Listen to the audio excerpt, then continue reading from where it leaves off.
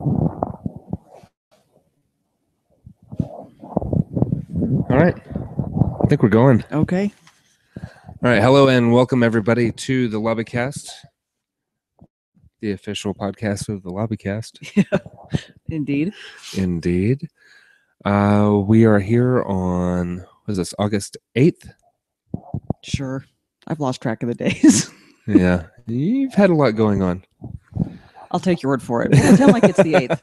I'll take the 8th. Take the 8th. It's a good number. It's a good number. I'm Geoff, and I'm Erin.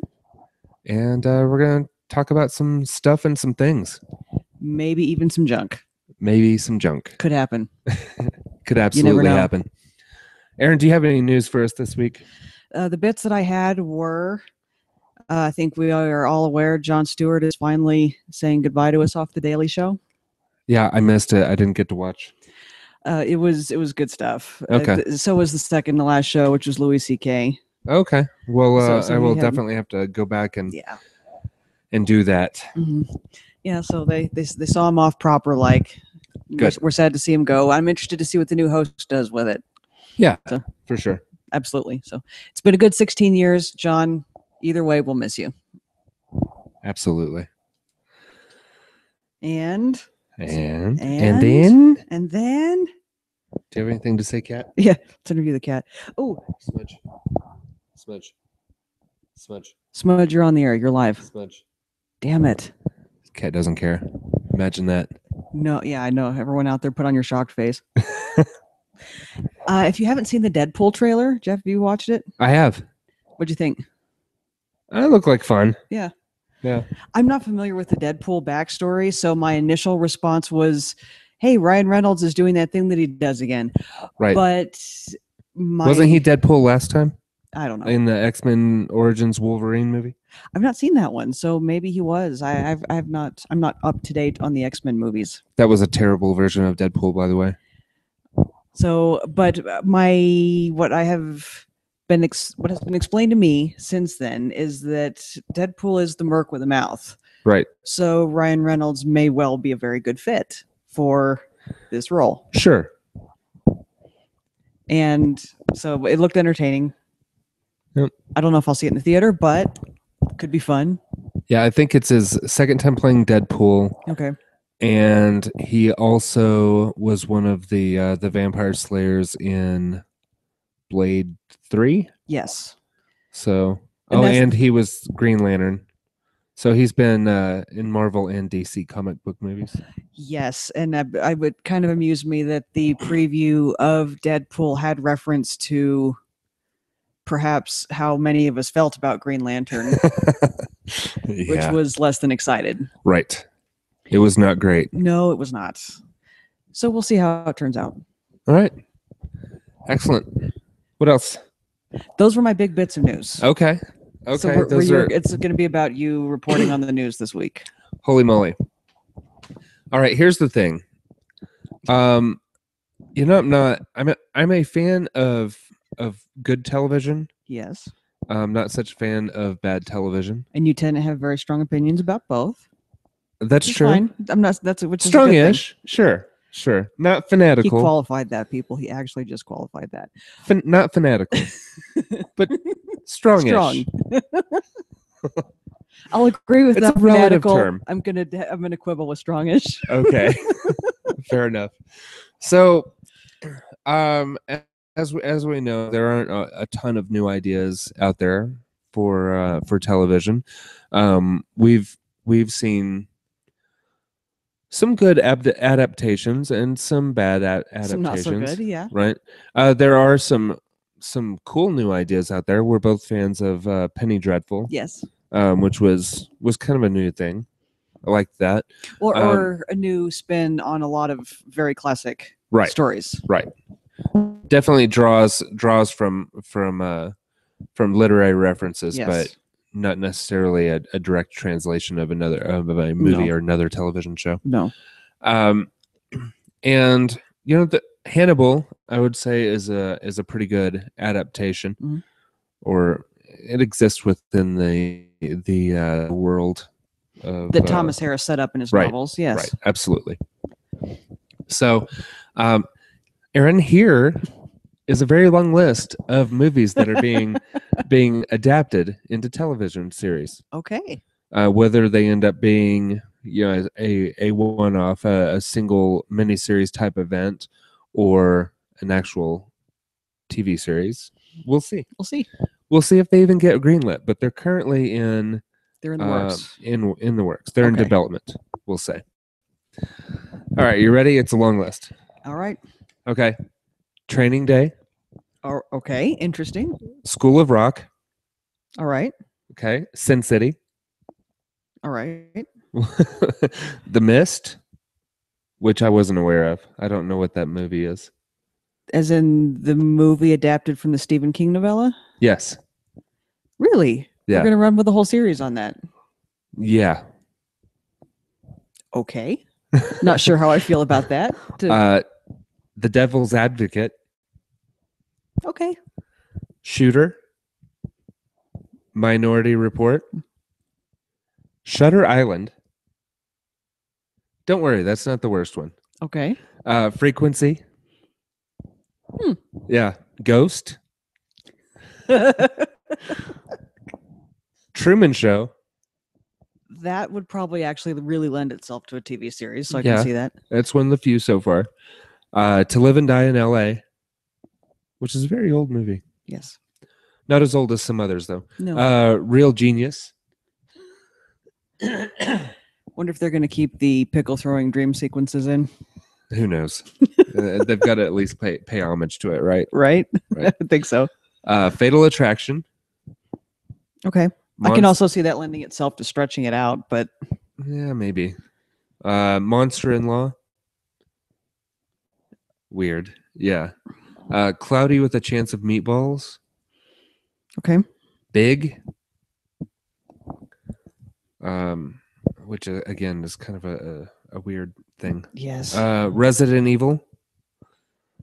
Uncle Buck. I'm those of sorry, you- I didn't let Resident Evil set in before I hit you with Before you hit me with Uncle Buck. Yeah, for those of you that are listening and not watching, there was kind of a facepalm moment there. So a little bit of one. a little bit, just a touch. The Illusionist. Okay. All right. In the Heat of the Night. So Which has already been adapted to It a TV has. show from a movie. It So sure now we're has. readapting the TV show from the Right. TV show, or maybe the movie, or both. Who knows? The Mortal Instruments. Also not aware of this That movie. is, I think that's already a series of stories that was adapted into a movie, and apparently Okay. is now making the jump to television. So that okay, good, All you're right. fine. Bachelor Party. Okay. Weird. How many of Tom Hanks's things are being made into TV shows? Just two. Okay, Just two. just checking, Rush Hour. because of course it is. Because of course it is. Marley and Me. So they didn't depress us enough the first time. They Right. needed to make it into a TV show. All Yep. right. Problem Child. No, I know. come on. In Good Company. Don't really know much about it. Right. See, and that's the second Dennis Quaid. Yeah, movie. that's true. That's true. And wasn't he a voice in Cloudy with a Chance of Meatballs? Sure. I don't know. I don't know either. American Gigolo. Okay. Limitless. Interesting. Okay. Westworld. Really? Yeah. Which has potential. That has potential. And as a fan of the Yul Brynner movie, although not of the sequel, Right. that has potential. Right. Future World was the sequel, right? Yes. And that was one of those Hollywood cobbling something together after their star died moments that Right. tend to wind up being extremely regrettable. Right.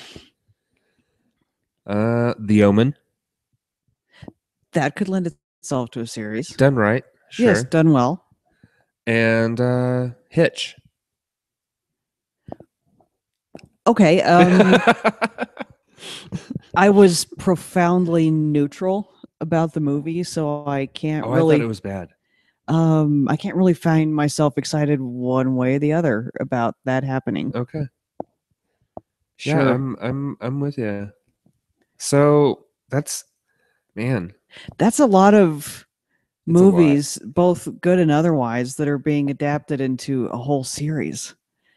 And certain things, they've got to be taking extreme license with some of these, because like Cloudy with a Chance of Meatballs was a kid's book that was, this big. I mean, and they already made it into 2 movies, right? And now they're going to stretch that out into a TV series. So as a writer, you're pretty much, you don't have a lot of source material to go on there. You really don't. You really don't. Interesting. Yeah. Okay. So, so what do you think? Some of those, I think, like I said, they really do lend themselves to being stretched out into a series. There's enough source material there, or the idea itself has enough flexibility behind it, I guess you could say, that, like The Omen, okay, the Antichrist being born onto Earth, you've got this kid's entire life to stretch out into a series with all different kinds of ways he can wreak havoc, or be pulled back and forth between different moral choices. And sure, done well, like you said, I can see that being a thing, but it has a lot more room to expand over, say, Bachelor Party. That's one of the ones that's sticking in my head, where clearly some bunch of idea makers in Hollywood got together with a bunch of other idea makers and potentially a platter of cocaine and decided that was a good idea. But platter, nice, definitely a platter. I'm just a little foozled as to how that you stretch that into a series. Or is the Bachelor Party the jumping off point for a buddy comedy? That's the only way I can think they're taking that. Yeah, it's so weird. And last week, what did we have? Married with Children and X-Files.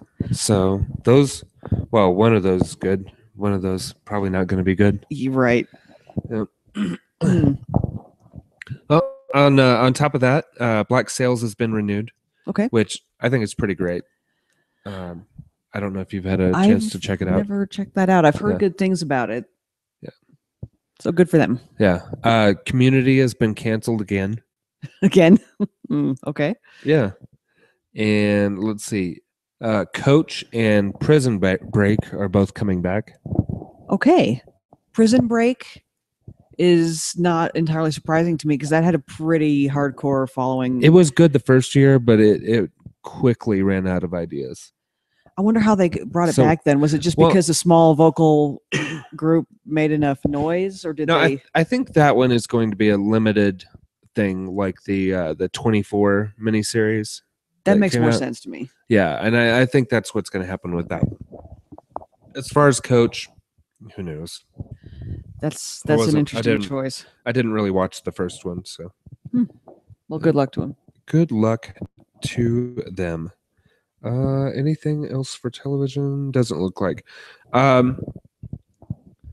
So, and I'll get a little bit more into this, but I watched the Microsoft press briefing for Gamescom 2015. How'd that look? And that's the Gamescom is the big gaming event of the year. It's a roughly 3 to 4 times E3. It's a huge and event. It's been growing. So yeah, it's generally speaking between 400,000 and 500,000 attendees over the weekend, which is ridiculous. It's awesome, but crazy, ridiculous, huge. And I think we'd even talked before about how Microsoft has stopped talking about the power of cloud processing that they'd really, really hyped up whenever they first started the Xbox One. And apparently they're going to start talking about it again, because with Crackdown 3, which is going to be a pretty highly anticipated title, they are promising 100% destructible environments. Wow. And they're using the cloud processing to manage this, because it's a big open world game like Grand Theft Auto. And that will be a way to deal with a boss, is just completely destroy the base of the building and have it come down. That And is one way to get things boss done. equal gone. Yes, indeed. So I thought that was really interesting, and they're saying, talking about the cloud computing, they're saying that it increases the processing power of the Xbox One by 13 times, which is significant. It's very significant. Another reason I'm not entirely surprised they're bringing back talk of the cloud and what it can do and its processing power and its storage room is if we've discussed on past podcasts how many games are becoming available for backwards compatibility on the Xbox One. I think that people are going to need to start relying on the cloud a little more if they're going to be getting a lot of those, I would think. Yeah, and so cloud processing, backwards compatibility, we're really starting to see Microsoft finally start to talk about important things, because they've been a mess marketing wise for a while. Well, everybody goes off the rails occasionally, and yeah, and so it'll be good for them to. They're not ever going to close the gap between the Xbox One and the PS4. The PS4 is just way too far ahead. Yeah, but it's good to start seeing the benefits of competition. Absolutely, at least. So, good stuff. And let's see here. What else? Speaking of not catching up with the PS4, the esports, the main esports competition with Call of Duty series, they're switching from the Xbox One to the PS4 now. Interesting. So that's kind of a big deal. Yeah, no kidding. So it's one of the biggest games within the biggest esports competition. So I think it's. Did they say what prompted the jump to away from Xbox One? Nope. Okay. Yeah, for Xbox, it's always been the controller. People have preferred that controller, and so there must be something that's maybe it's just how well the PS4 is selling. I was about to say that it could just be a numbers issue. Yeah. Plain and simple. Yep, and it does make a difference. If most of your competitors are playing on PS4, it just doesn't make a whole lot of sense for you to compete on the Xbox One. No, exactly. All right, I think that's about it for news. Unless you have anything else. No, those were my big two issues that I brought up. Not issues, but tidbits that I brought up at the start.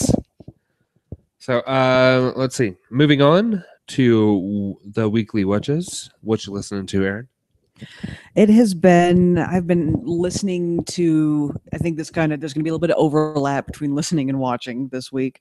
I've not had a lot of time for a lot of targeted listening, a lot of shuffle, a lot of whatever's on the radio in the car. I have been listening to a lot of Jim Jeffries, the stand-up comedian, when I had a chance. I don't know if you're familiar with him. Mm-hmm. You are? Okay. Yeah, he's been making me chuckle heartily this week. And also been listening to, crack.com and the Nerdist, kind of, when I'm puttering about. So those have been my big time fillers and ear fillers when I've been so inclined. Excellent. How about you? Also shuffle all. No specific artist that I've been listening to this week. As far as podcasts go, I listened to an episode of Freakonomics, and they're kind of trying to delve into the science of why we watch news or keep up with the news, and they think it is largely for entertainment and not for information. A certain amount of that makes sense since in our entire modern era, if it bleeds, it leads has been the motto of news, and if it was strictly to keep informed, that wouldn't be the motto. That wouldn't work. Right. Yeah, and we wouldn't see our news agencies trend more and more into entertainment. Right.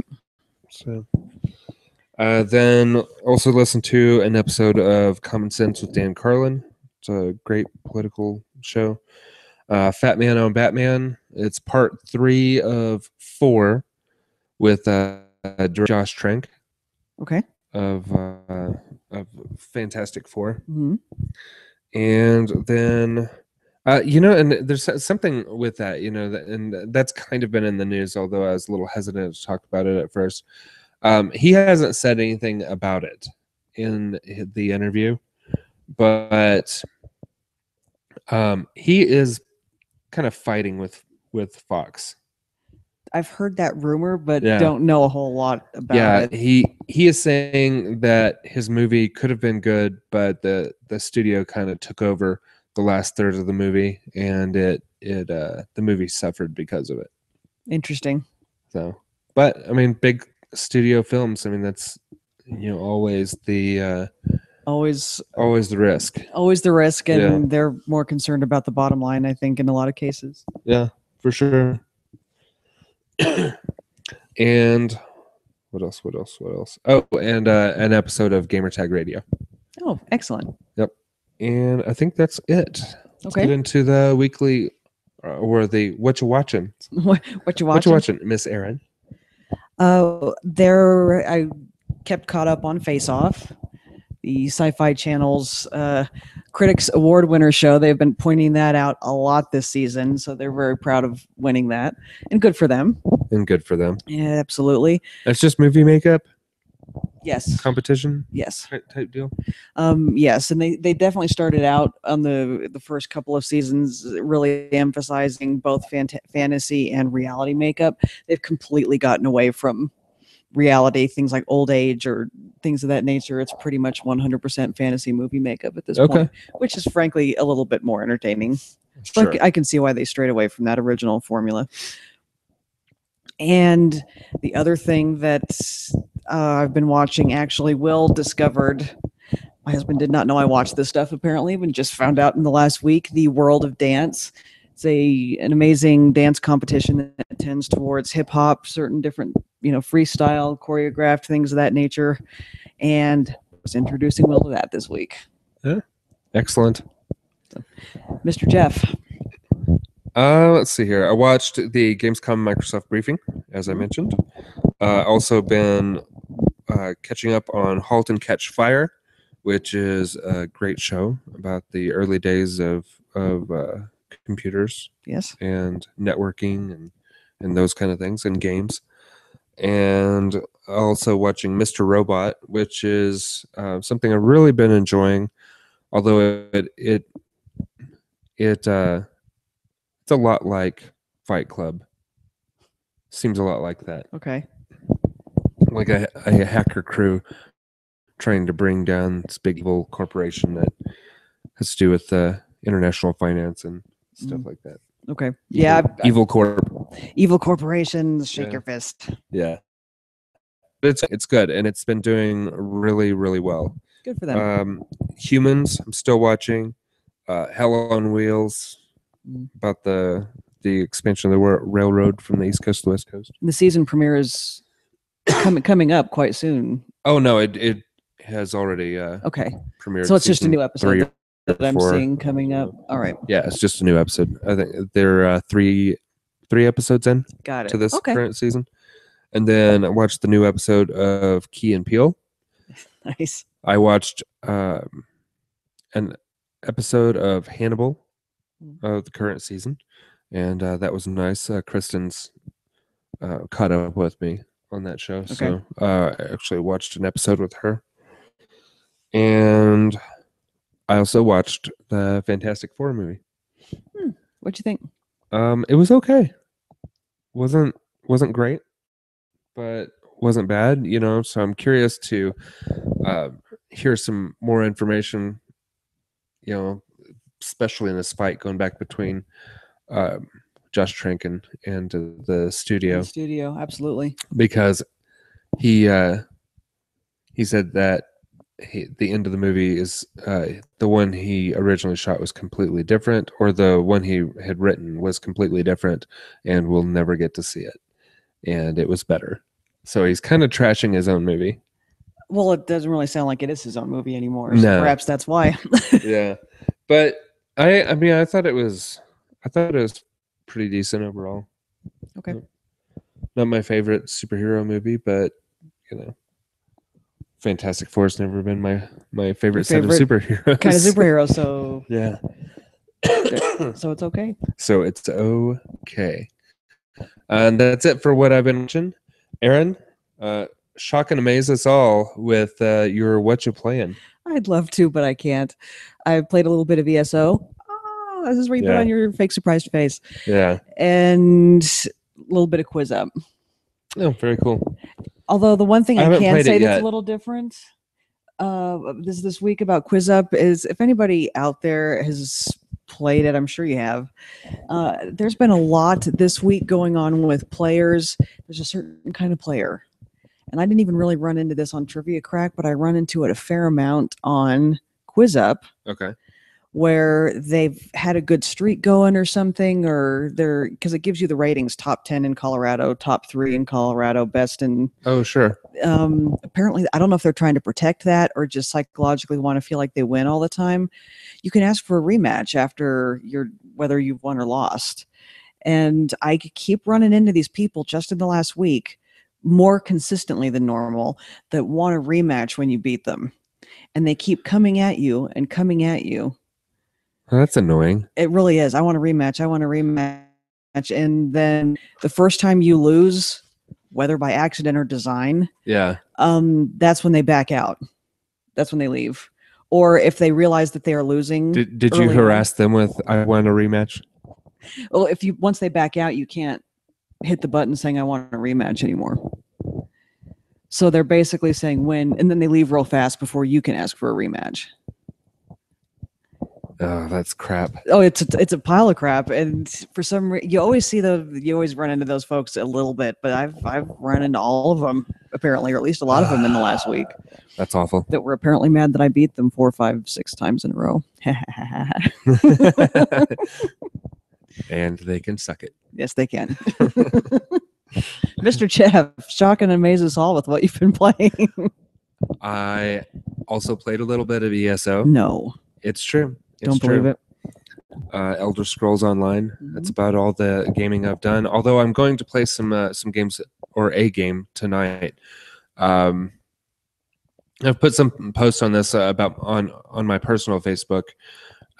Lou is in the middle of this year's 100 Days of Gaming. Yes, he is. And he had a request of playing Halo Combat Evolved on Heroic, the library, I believe it is. I think so. Is that the level? But anyway, I'm going to help Lou out with that, do some co-op action.